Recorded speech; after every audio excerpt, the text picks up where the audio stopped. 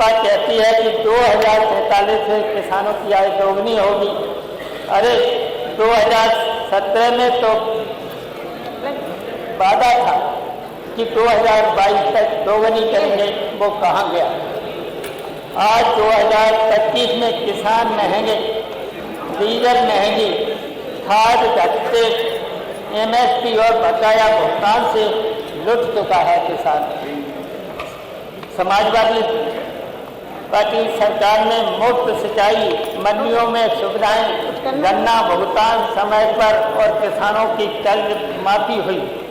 भाजपा ने किसानों के लिए वर्ष 2047 को खेती कॉमन बुक छापी है, केवल किताब छापी है, काम किसानों के लिए कोई नहीं किया है। युवाओं को रोजगार का इंतजार था।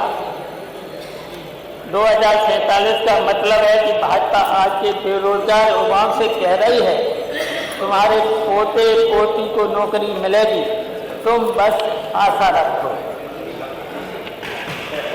आशा रखो, अब नौकरी तो मिलनी नहीं। यूपी में इस समय लाखों नौजवान भर्ती परीक्षाओं के इंतजार में है। पेपर लीक माफिया का बोलबाला है।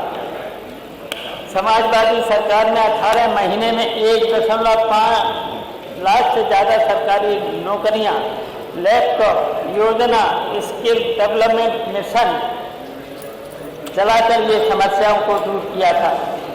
भाजपा में नौकरी की लाइन नहीं, भर्ती रद्दीकरण का लाइन है। स्वास्थ्य 2047 का AI हॉस्पिटल, लेकिन 2025 में स्ट्रेचर भी नहीं है। अध्यक्ष महोदय, सरकार कहती है कि 2047 में डिजिटल हेल्थ सिस्टम होगा, लेकिन आज के सरकारी अस्पताल में मरीज को सलाइन की बोतल टांगने के लिए पेड़ का सहारा लेना पड़ रहा है, कहीं खूंटी पर लेना पड़ रहा है। तो ये तो स्वास्थ्य व्यवस्था है। आपने आप देख ही लिया होगा, बेड पर एक अस्पताल में कुत्ता बैठा हुआ है, क्या हालत होगी स्वास्थ्य विभाग। गांव के स्वास्थ्य केंद्र ताले में है, डॉक्टर पर खाली दवाइयाँ आदि। समाजवादी सरकार ने 108, 102 एम्बुलेंस सेवा, मुफ्त जांच, मुफ्त दवा, नए मेडिकल कॉलेज शुरू। भाजपा में स्लोगन हाईटेक, सेवा लोड टेक, कानून व्यवस्था अपराधियों का अमृत का। 2047 में अपराध खत्म होगा, ये कहते हुए सरकार भूल गई कि 2025 में यूपी अपराध के चार्ट में टॉप नंबर 3 में है। हत्या, रेप, लूट, अपराध सबके ग्राफ ऊपर है। महिलाएं सड़क पर असुरक्षित, व्यापारी प्रवृत्ति के डर से परेशान। समाजवादी सरकार में अपराधियों पर तुरंत कार्रवाई, जिम्मेदार पुलिस और जनता में भरोसा। भाजपा में गुंडे नेता के संरक्षण में और जनता भगवान भरोसे। 2047 में स्मार्ट क्लास, लेकिन 2025 में टूटी बैंक। अध्यक्ष महोदय, आज स्कूल में शिक्षक नहीं है, बच्चों के लिए किताबें नहीं है, ड्रेस तक समय पर नहीं है। 2047 में डिजिटल क्लासरूम की बात करने वाले भूल गए कि आधे स्कूलों में बिजली ही नहीं। जो स्कूल में बिजली नहीं, फर्नीचर नहीं, कोई व्यवस्था नहीं, जब बिजली नहीं है और यहाँ तक के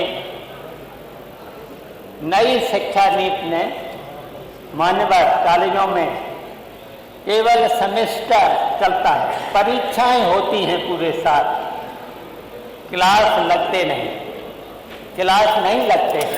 और यहाँ तक कि जब इतनी सर्दी होती है, हाथ नहीं चलते हैं।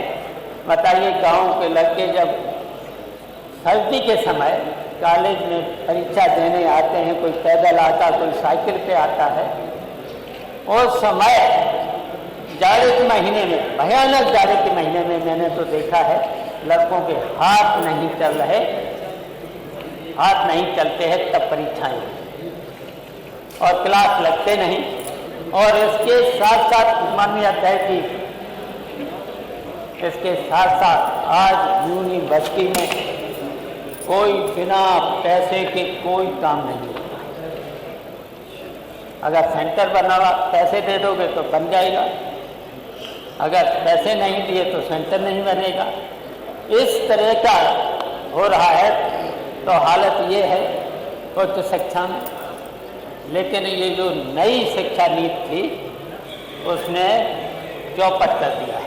पढ़ाई, लड़कों को कोई क्लास नहीं लगता, कोई पढ़ाई नहीं होती है, केवल साल भर परीक्षाएं होती। मैंने तो देखा है कि जून के महीने केवल पूरी साल परीक्षाएं होती रहती हैं, क्लास लगते ही नहीं।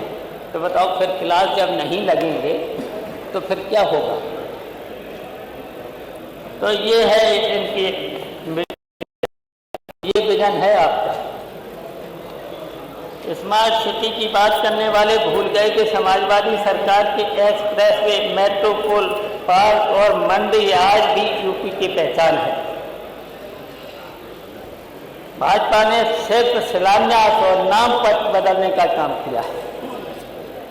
गड्ढा मुक्त सड़क का नारा सिर्फ बोर्ड तक सीमित, असल में गड्ढे और जनता में कोई दूरी नहीं है। गरीब और सामाजिक न्याय 2047 तक इंतजार करें। अध्यक्ष महोदय, गरीब को 2047 तक गरीबी से मुक्त का वादा है। मतलब इस सरकार के हिसाब से गरीबी की एक लंबी बीमारी है जिसका इलाज सिर्फ भाजपा के अमृत काल में होगा। और राशन में घटतौली, पेंशन में भ्रष्टाचार, छात्रवृत्ति में देरी। समाजवादी सरकार ने कन्या विद्याधर, पेंशन योजना, मकान, गरीबों के लिए बिजली पानी मुफ्त जैसी योजनाएं थी। भाजपा में फोटो खिंचवाओ और आभार प्रकट करो।